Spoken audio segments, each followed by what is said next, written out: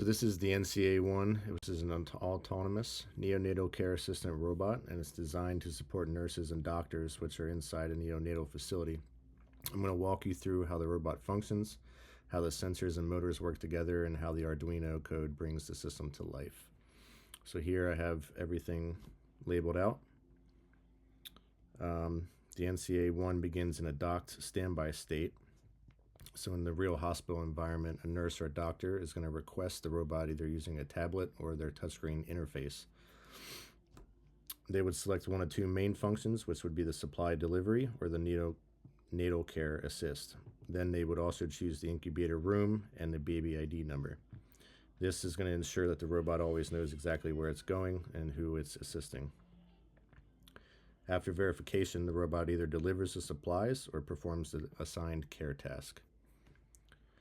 So once the request is received, the robot's going to display the task information on its interface. And here we are just going to use the serial monitor as the touchscreen interface,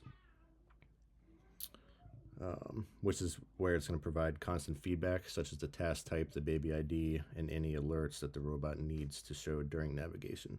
So here, I'm going to show you how this works. So right here, it's docked, and it's waiting for its call.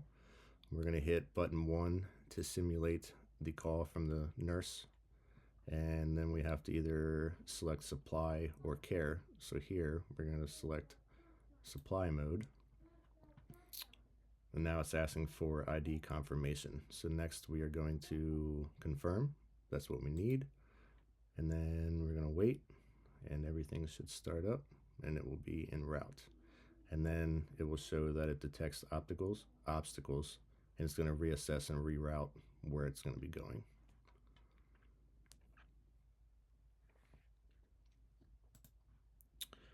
To move through the facility, the NCA1 uses 2 DC gear motors controlled by the motor driver, and the Arduino sends direction and speed signals through to the motor driver with the powers to the motor. Both motors are going to run simultaneously to move the robot forward, and then reversing one motor while the others move forward, and that's how it's going to be able to turn left or right. It's a differential drive system, and it's going to give it a smooth, controlled movements. Navigation and safety are handled by 4 infrared sensors, which we have here in the rear, the right, the front, and the left as well. The sensors are constantly going to check for obstacles, and if the front sensor detects something too close, the robot immediately stops, which is essential in a neonatal environment where they have carts, people, babies, things that they don't want to get hit. When the IR sensors detect a obstacle, the code's going to instruct it to either turn right or left based on what the sensors report. So the robot chooses the safest direction to turn, and if both sides are blocked, it backs up further to reassess.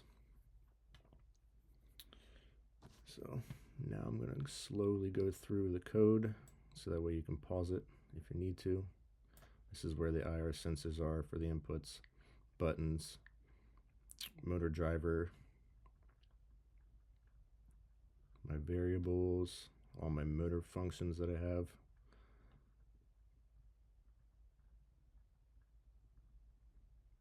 Sensor functions, my message functions as well for the buttons.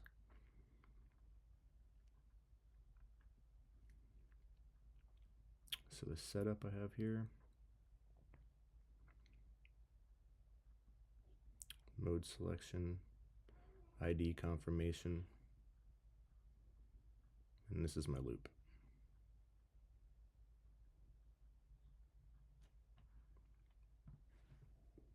That's it. Thank you.